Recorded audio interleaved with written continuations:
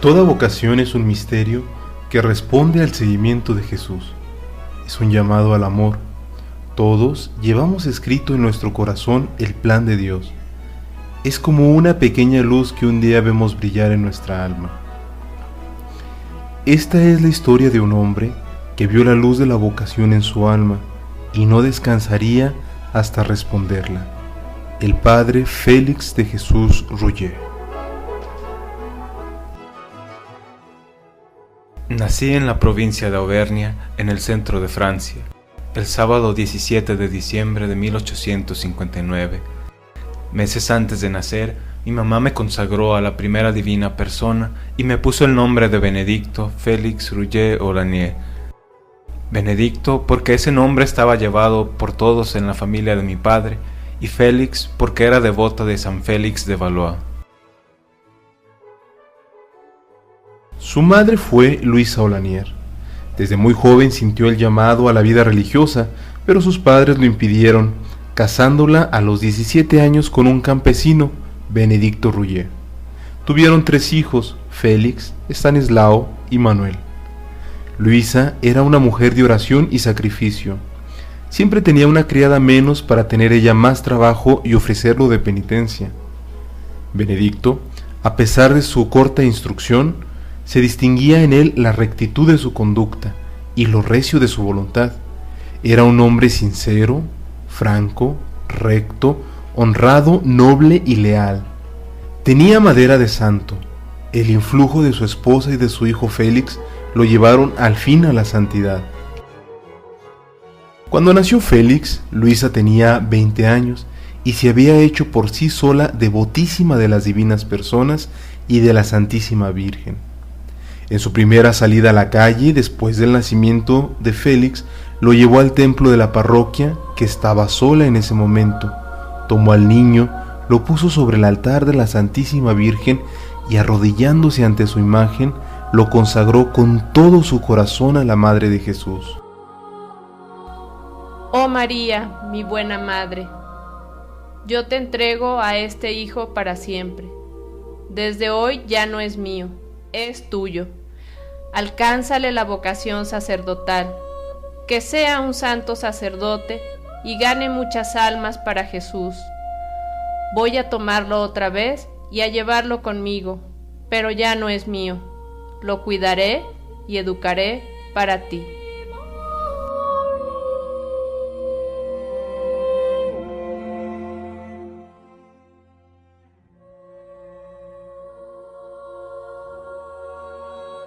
La Virgen escuchó sus súplicas. Un día, mientras que Félix estudiaba en el colegio de la Cartuja, se presentó Monseñor Eloa y reunieron a los 400 estudiantes en el patio principal ante una imagen de la Santísima Virgen. Ahí, Monseñor Eloa, reuniendo todas sus fuerzas, les habló con fuego de las misiones en Oceanía, en donde había tantas islas, algunas muy pobladas, que nunca habían sido visitadas por un misionero, y al final de su discurso preguntó: ¿quiénes de ustedes me quieren prometer ahora venir a ayudarme a salvar esas pobres almas? Levanten la mano. Yo miré en torno mío, sin que ninguna mano se levantara. Sentí interiormente un movimiento irresistible y me determiné en un segundo a irme con el obispo misionero, y levanté la mano.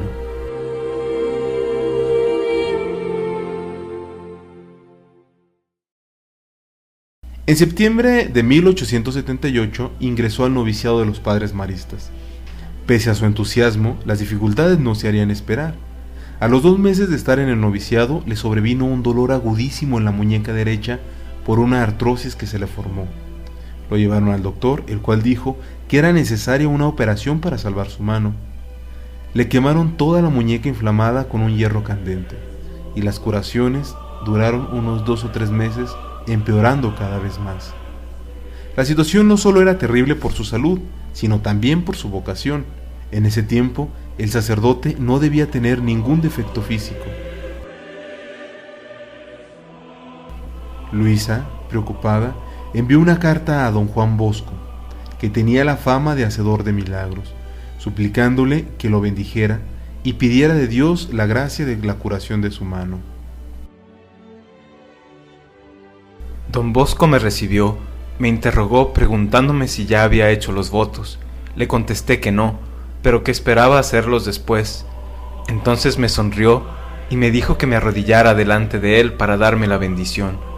Me arrodillé, puso las 2 manos sobre mi cabeza, apoyándolas fuertemente durante algunos minutos, y quedé repentinamente curado, sin recurrir más al médico.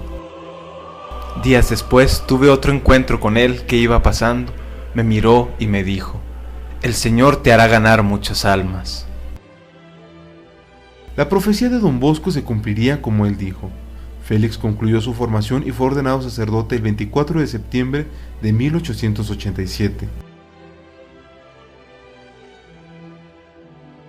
Una vez ordenado sacerdote, algunos años después, en 1895, recibió una carta de su superior general que lo nombraba rector de un seminario que debía ir a fundar en Colombia. Mi amado Félix, la Santísima Virgen María lo necesita para una fundación en Colombia. Encomiende este asunto a nuestra buena Madre del Cielo y entréguese filialmente en sus brazos.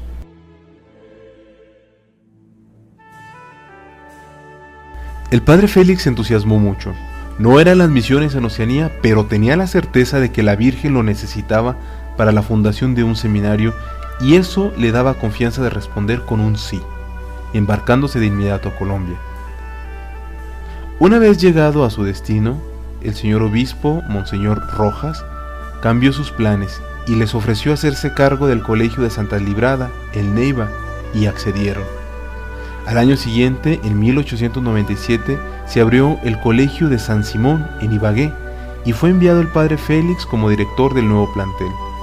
Pronto llegarían unos 150 alumnos y después de 3 años de intenso trabajo, ambos colegios casi se habían convertido en seminarios, pues salieron más de 50 vocaciones para el sacerdocio.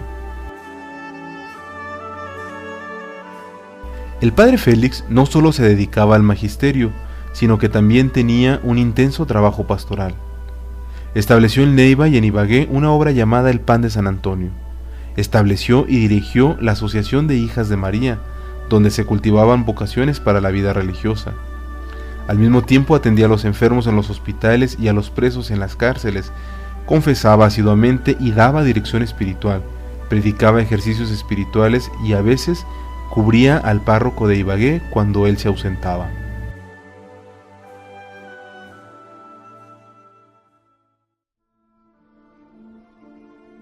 Pero en 1889 surgió una guerra civil que azotó a Colombia durante 3 años, dejándolo arruinado. Esta guerra civil, llamada de los 1000 días, acabó con los 2 colegios, el de Neiva y el de Ibagué. El padre Félix fue nombrado capellán del ejército y acompañó a las tropas en su campaña y participó en todas sus penalidades. Con la guerra vino el hambre y la peste. El padre Félix y sus compañeros no descansaban atendiendo a los heridos y a los contagiados de peste. Durante el tiempo de la guerra, el padre Félix y sus compañeros no pudieron comunicarse con sus superiores en Francia. Por fin, el 29 de diciembre de 1900, llegó un telegrama del superior general pidiéndoles a todos que partieran para México. Al padre Félix lo nombró párroco del templo del Colegio de Niñas de la Colonia Francesa en la Ciudad de México. Estando ahí, recibió su nueva vocación.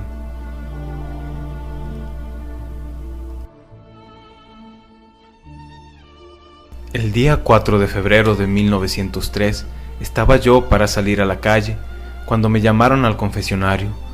Antes de que me llamaran estuve 3 veces para salir y me sentí detenido, hasta que por fin subió el sacristán y me avisó que una señora me estaba esperando en el confesionario. Era la señora Concepción Cabrera de Armida. Estaba yo haciendo en esos días una novena al Espíritu Santo para que se sirviera a mostrarme un campo de más perfección. Conchita comenzó entonces a confesarse y después empezó a hablarme de mi alma durante 2 horas, de 10 a 12, segura de sí misma, como si el Señor la inspirara, de todo mi interior diciéndome lo que en mí no le gustaba, sin habernos conocido nunca, y algunas otras pocas que le gustaban. Yo sentía en mi alma claramente la verdad de las cosas que se me decían, y esto mismo me dio confianza. Luego que me habló de las obras de la cruz, Entonces solo existían el apostolado de la cruz y las religiosas de la cruz del Sagrado Corazón de Jesús. Era tan hermoso que me vino al pensamiento la idea de la congregación de hombres que fuera hermana de las religiosas de la cruz. De repente le dije a Conchita: ¿hay una congregación de hombres? No, me contestó, pero lo habrá.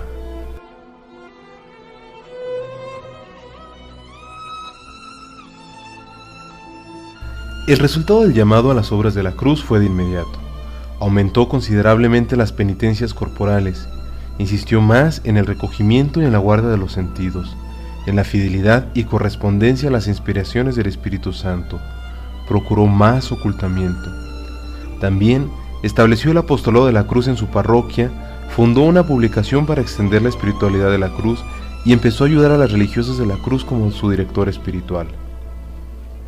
Se estableció entre él y Conchita una amistad íntima, espiritual y muy fecunda.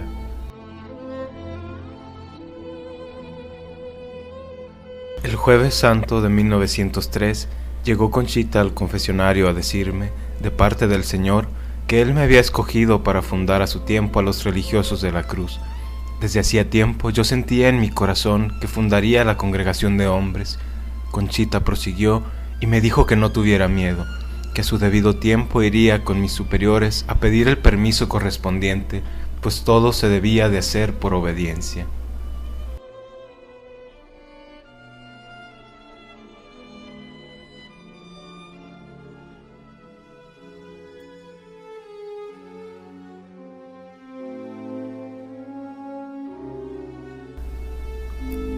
Conchita le dijo que nuestro Señor se había referido a él como mi Félix.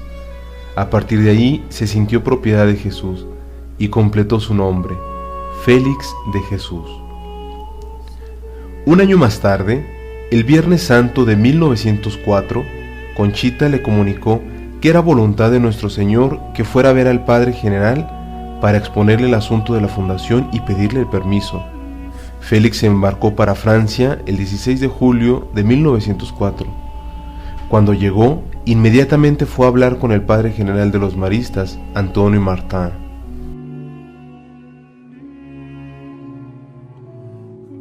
Me recibió amablemente y me escuchó varias horas cada día durante una semana. Le referí todo lo que había dicho nuestro Señor y tuve la impresión de que quedó convencido del llamado que Dios me hacía para fundar la nueva congregación. Me pidió que visitara a mi familia 15 días en lo que él consultaba con sus consejeros.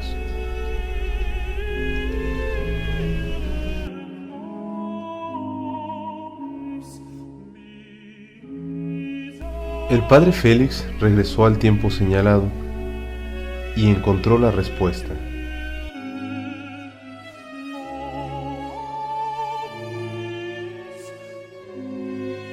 Mi querido hijo, he consultado a los consejeros generales sobre su proyecto de fundación y todos son de parecer que no se le dé el permiso. Vaya usted a Barcelona hasta nueva orden. Le prohíbo comunicarse con la señora Conchita y le prohíbo escribir a los obispos mexicanos y a Roma.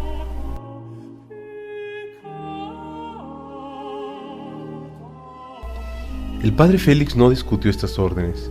Escribió a Conchita para comunicarle la determinación. Su trabajo en Barcelona consistió en enseñar a leer y escribir a los niños más pequeños. Ahí permaneció 5 años. Triste por la negativa del permiso, sin saber nada de qué había pasado en México con las obras de la cruz y con Conchita, y el exceso de trabajo hicieron que el padre Félix enfermara gravemente de un pulmón. Los superiores le dieron un nuevo destino, Saint-Chamond, en Francia, donde se recuperó totalmente. Duraría ahí 5 años más. Con la debida prudencia, el padre Félix insistía en el permiso, pero los superiores lo negaban en cada ocasión. Mientras tanto, los obispos mexicanos, que apoyaban la fundación de la congregación, insistían con el Papa y con el Superior General por el permiso tan deseado. Acudieron varias veces a la Santa Sede para la fundación de los religiosos de la Cruz, que era el nombre que originalmente habían pensado para la congregación. Fue muy complicado obtener los permisos, debido a que el origen de la fundación eran las revelaciones de Conchita. El arzobispo de Puebla, Ramón Ibarra, que en ese tiempo era director espiritual de Conchita, aprovechó una peregrinación que se organizó a Roma en 1913 para llevarla con el fin de presentarla y que fuera examinada por los teólogos. Una vez examinado su espíritu, el padre Pauline aprobó los escritos de Conchita y dio validez a la fundación. Conchita se entrevistó con el Papa y le pidió por la fundación de los religiosos, y él le prometió que se fundarían, y así fue.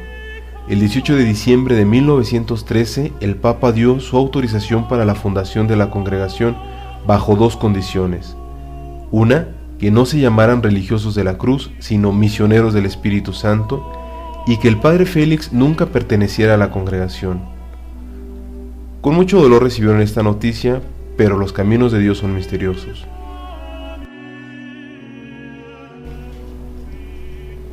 Sin embargo, las dificultades no terminaban allí.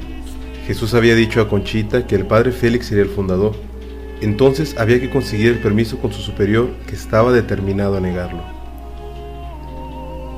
Por ese tiempo se encontraron en Francia Monseñor Ramón Ibarra y los señores George y Elizabeth Greville, amigos del padre Félix del tiempo en que George era embajador de la Gran Bretaña en México. Monseñor Ibarra les contó el asunto y ellos se comprometieron a ayudarle. Platicaron con el superior del padre Félix, que nuevamente se negó a dar el permiso bajo la excusa de que había escaso personal para sus colegios, por lo que Elizabeth Greville le prometió pagar 3 maestros que suplieran al padre Félix. Bajo esa condición, el padre superior no pudo negarse y prestó al padre Félix por 2 años. Inmediatamente el padre Félix se embarcó para México el 15 de julio de 1914, 10 años después de su partida de México. La obra era grande y el tiempo escaso. La situación en México era terrible, eran los tiempos de la Revolución Mexicana. Muchos obispos y sacerdotes tuvieron que salir del país. Cuando llegó a Veracruz, el padre Félix tuvo un encuentro muy particular. Después de celebrar la misa, me encontré con el señor Francisco Orozco, arzobispo de Guadalajara, que partía para La Habana. Le conté en pocas palabras lo que había pasado desde hacía 10 años que no nos habíamos visto, que venía con el permiso de fundar una nueva congregación. El ilustrísimo señor me dijo: «Padre, ahora no estamos para fundar nada, ni siquiera para trabajar. Casi todos los obispos están escondidos o fuera de la República. Véngase conmigo a La Habana, ahí yo le ayudaré. Ahora es la agonía de la nación».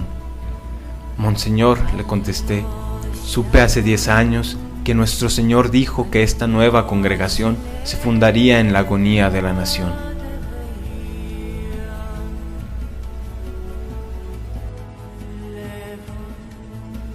Cuando llegó a México, avisó a Monseñor Ibarra de su llegada, y ambos pusieron manos a la obra en la fundación. El padre Félix buscó vocaciones, encontrando solo 2, el padre Domingo Martínez y Moisés Lira. El 25 de diciembre de 1914, a los pies de la Virgen de Guadalupe, en la Capilla de las Rosas, fue fundada la Congregación de los Misioneros del Espíritu Santo, tan querida por Jesús para su iglesia. El padre Félix contaba ya con 55 años de edad. No hubo pocas dificultades después, pero el Señor Providente se hizo cargo de todas. Concluido el permiso, el superior de los maristas dio un permiso de 2 años más al padre Félix, y al concluir este periodo, otro más por 5 años. Inicialmente no le habían permitido pasar de la Sociedad de María a los Misioneros del Espíritu Santo. Fue hasta el 9 de febrero de 1926 que el Papa Pío XI le concedió el permiso. Hasta no recibir el permiso, no efectuó el paso. Mostró obediencia en grado heroico. La labor pastoral del padre Félix no se limitaría a los misioneros del Espíritu Santo. También fundó 3 congregaciones femeninas. Las Hijas del Espíritu Santo, para promover todas las vocaciones, en especial a la vida consagrada. Las Misioneras Guadalupanas del Espíritu Santo, para evangelizar a los indígenas. Y las Oblatas de Jesús Sacerdote, para ayudar a la formación de los sacerdotes.